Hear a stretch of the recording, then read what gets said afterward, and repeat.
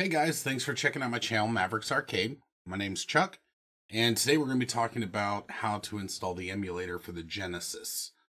Before we do that though, I wanted to quickly let you guys know things are going good. As you see, I'm starting to put out videos on a more frequent basis. I'm going to attempt to continue to do that, and also I'm going to check your emails right after posting this video to make sure I stay on top of it. Also, you can tell summer is starting to get close. Springtime top down. I'm going to get the raccoon tan, so I'm just warning you now. Throughout the rest of the summer, you're going to see a lot of videos with me looking like a raccoon. Again, just to make sure not to shock any of you all. Expect to see it. So, on the last couple of videos, my wife and a couple of viewers had mentioned that the arcade screen was a little more difficult to see, that they would like to see me smaller, which so would I. I'm going to also work on that this summer.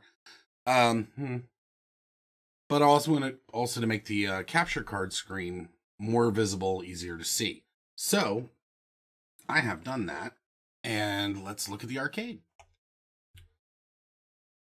So here you can see, the capture of the screen, and thank God for these new PC parts, I'm able to record a video straight through without the damn machine crashing. So it's been running really stable. My daughter's been able to stream from it, so it's working out really well. Now, as we've been doing, I've already moved over the ROMs that I used to have. Now, they used to be nested underneath the emulator itself. But again, with my new organization style that I'm trying to do, is I have all my ROMs on the E drive and all of my applications or emulators on the D drive. So the way I'm organizing it is based off systems. So you can see here I have Sega Genesis. And then in here I have all the ROMs for the Sega Genesis. Now over on the D drive,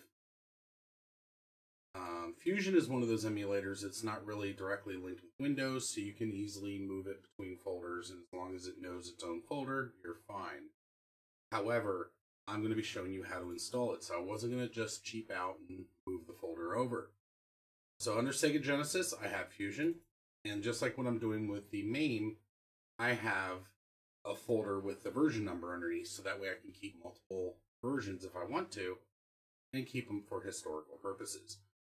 So I did take the folder that I used to have, and I copied it over, and I just put a -original on it, so that way I can keep it if I need to compare any settings, like I did with MAME. But also, I'm just going to make a new one for the install we're about to do. Now, I already did check the version. The version is still 3.64, is the newest one. And you may be wondering why I'm choosing these specific emulators that I'm choosing.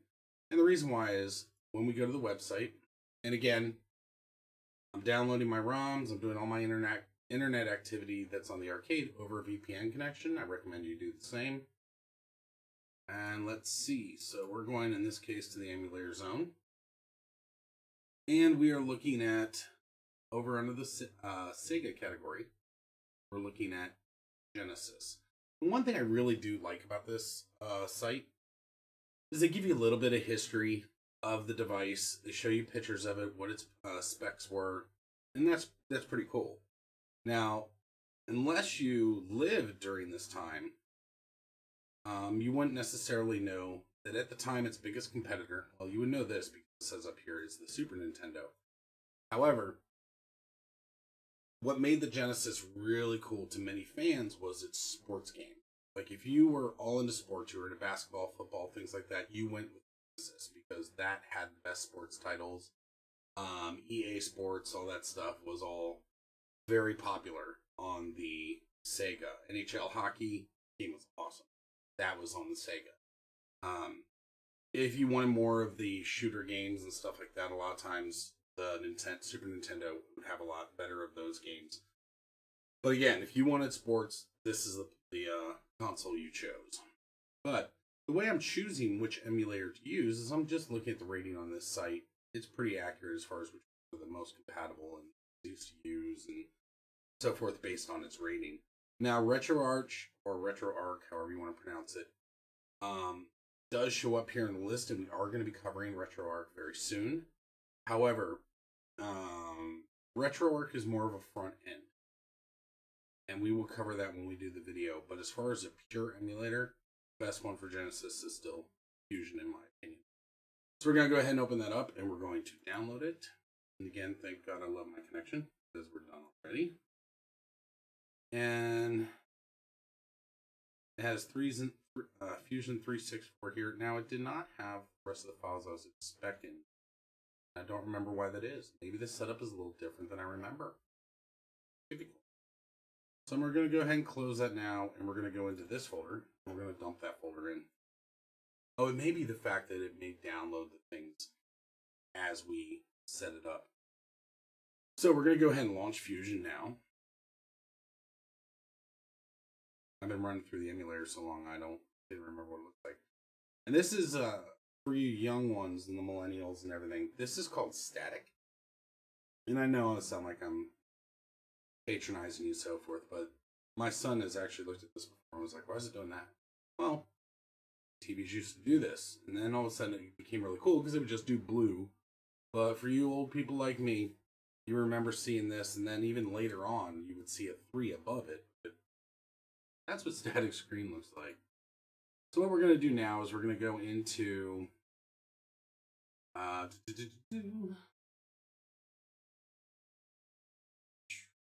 and we will eventually be turning on scan lines and other things that make it look more classic.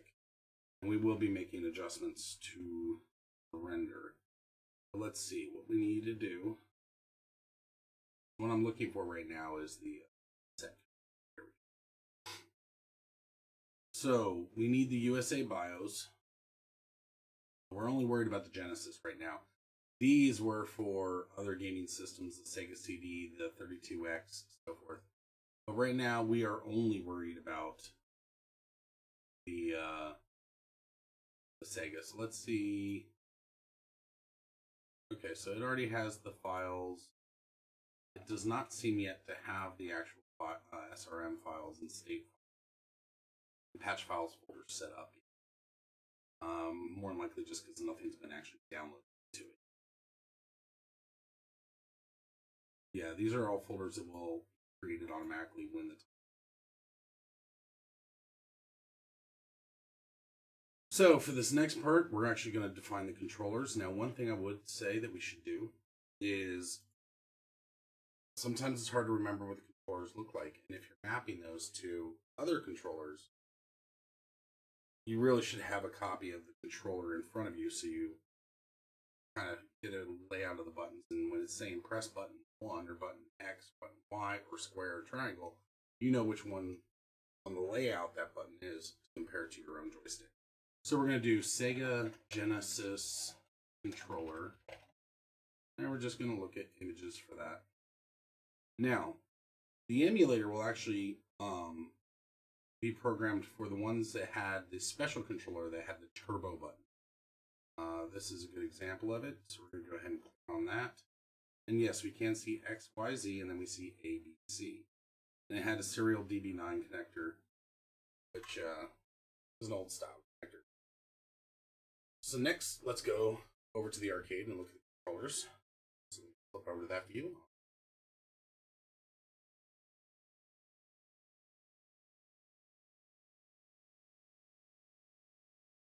And hopefully, my voice has been picked up this whole time because I realized I had the other desk's mic turned on. Let me switch that now so I don't get confused in the future. This is the mic I should have been using the whole time. We'll see how it goes. Okay, so arcade capture. Let's back over there.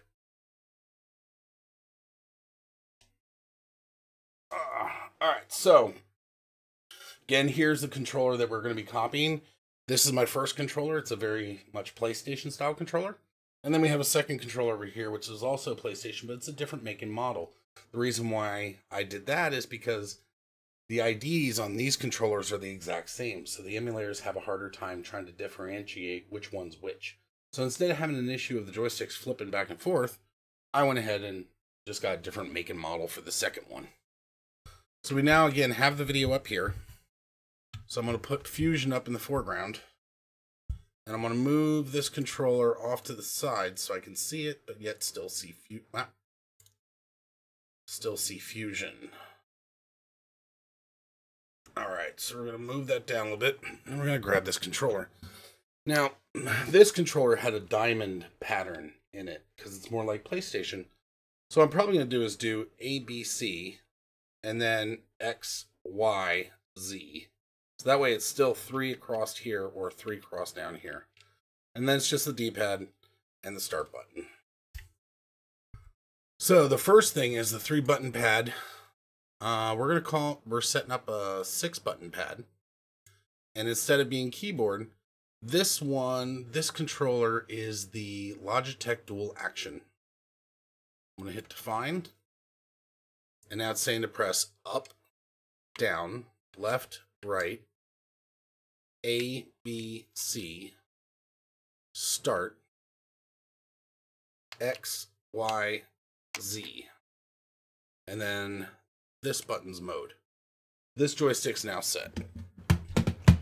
I'll grab the other joystick and basically do the same thing. Except for here on port 2, we're putting in, it's a 6-pad controller. And we are now going to select the 2 axes and 11 keys, because that's what this thing is so well described as. And we're going to hit define and do up, up, up, down.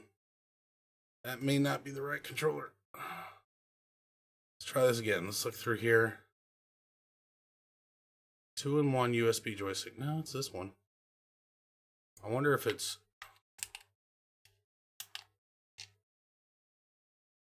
It's not picking up this one, so I must have it set wrong. Let's try this one, see if it's this. It's very odd. Alright, so I'm not sure why it's doing that, so what I'm going to do is I'm going to go ahead and close this. I'm going to reopen it. As you can see, a config file now appears, but it's still missing other information. Go to options, set config. We should now, under the Genesis, still have, under the controllers, the Logitech is still selected, and then this one is now in here. Let me see. I will have to test light guns, because it does say light gun cursor, which is interesting.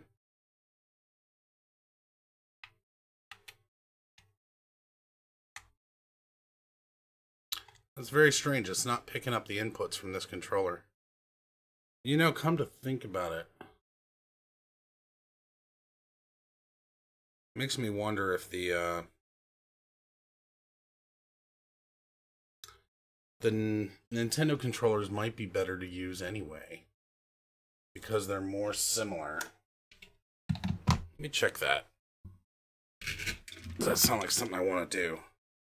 A, B, C. Yeah, and they're closer here, too. And then I could still do the... Yeah, the count on the buttons is also more accurate. Now, the one thing I'm noticing, though, is these buttons are not showing up in here. Let me see something here. Define, up, down. No, define, no. Interesting. Gonna have to play this one a little bit funny. So, the Fusion isn't picking up all of my controllers. It's only picking up this controller here, this PlayStation controller, and that Nintendo controller. It's very odd. I'm not sure why it's not picking up the rest, but we're going to go ahead and then hit define on this and set this back up the way we had it. A, B, C. Start. And then we'll hit that button. So now this button is player 1. This is very odd. And then this is the second axis joystick that it was able to detect. So I'll hit define here and go up.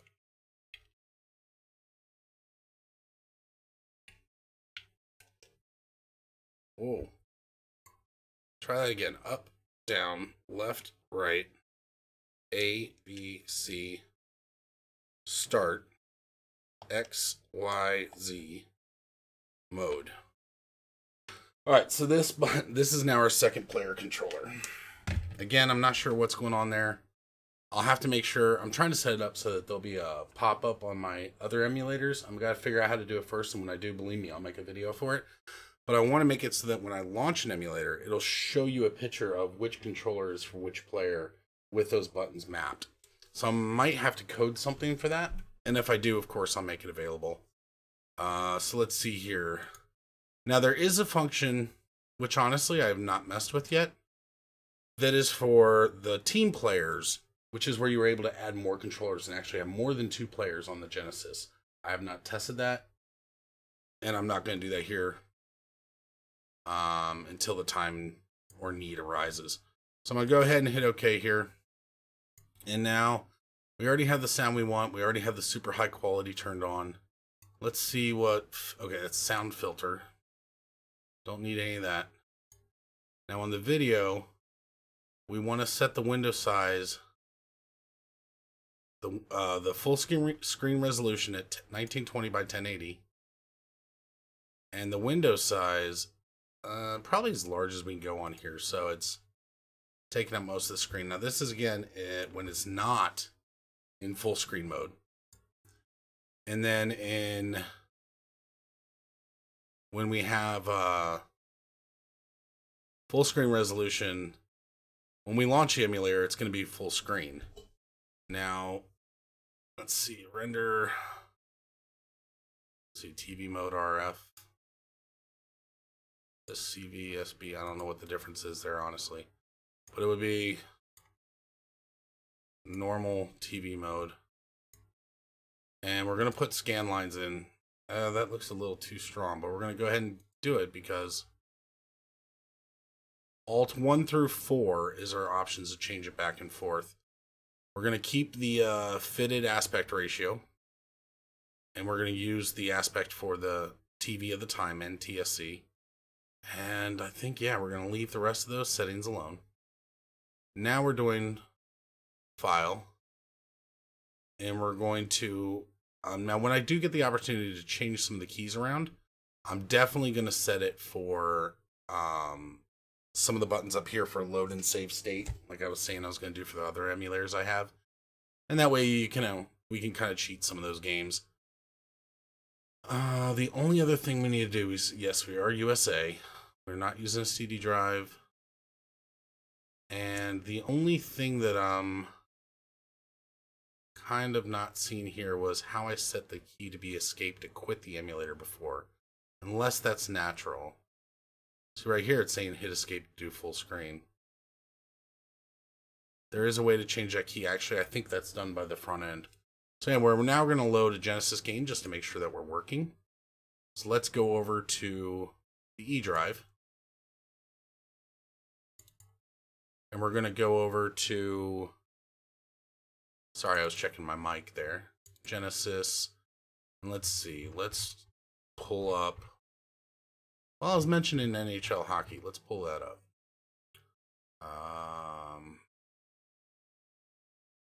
It's funny, every time I look through Sega stuff and I see something for Mario, I'm like, wait a minute, Mario? Mighty Morphin Power Rangers, dear lord. Let's see, what I'm looking for is NHL. I think 95 was... Oh, that's NFL 95. So yeah, it's grainy with the scan lines, but I mean that's legit. That's what it looked like. Getting good 60 frames out of this thing, way more than the original actually used. We're gonna go ahead and hit escape, and that is making it full screen. Actually, no, it's jamming it up. It's trying.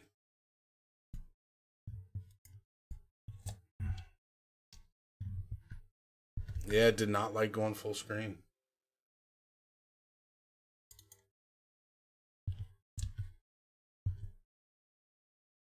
Let's try this again. So we're going to go ahead and launch. And we're going to look at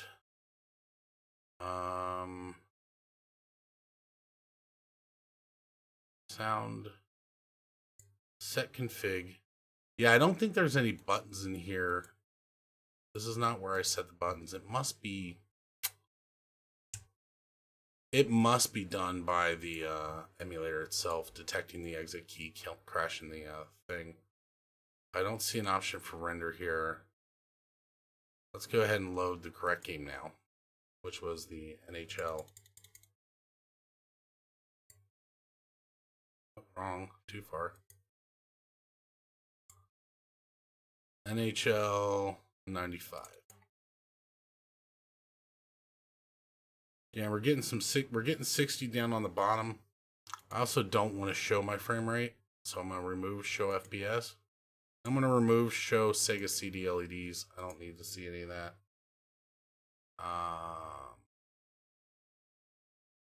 The pause key is what I currently use in the arcade setup to be the pause emulation button in my normal gameplay. So that works out real well. That's automatically set there. Now let's hit full screen from here.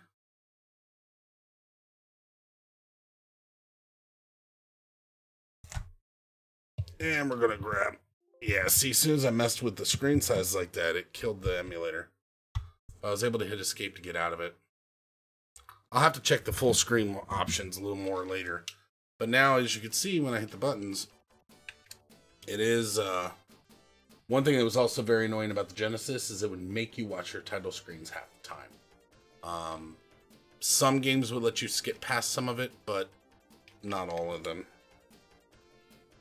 So I had to wait to that point to be able to even select anything. Now, let's see. I had friends that got into the whole doing a whole season and everything like that. And then somebody would always pick Philly. And then Calgary. So we're just going to hit it. We're going to launch it. I want to make sure you're getting sound on your side. We'd select which controller goes to who.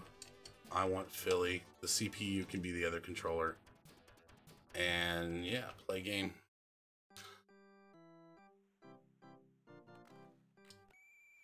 Classic. Alright, so everything's working there, obviously. So when you're done playing the game, you can exit. Actually, exit is full screen here.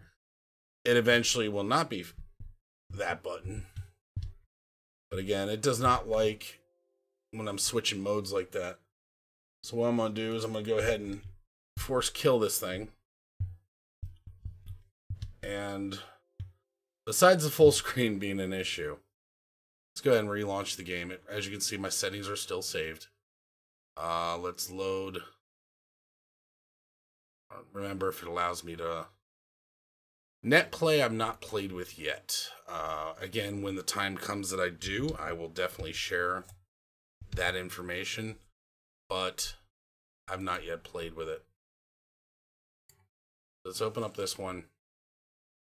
And all I'm doing now is showing you how you would actually exit properly. EA Sports. It's in the game. So then we go ahead and we hit this and we can hit exit. Now, I am curious if now the render plugin is option. Yeah, so that's a dead option. You may be able to get a plugin for it. I've not tried that as well. So, but again, it's a pretty simple emulator, pretty simple to set up. And the reason why I still like front ends for all this stuff is just because if my dad comes over and plays it, I don't want to teach him how to browse folders. He doesn't even know how folder structures work. So instead, you get a front end, makes that part a lot easier. But the emulator itself is working. That's what I was working on today, and we are good with that. So I'm going to go ahead and hit exit here, and we're good to go. So let me go back over to my desk here for a moment.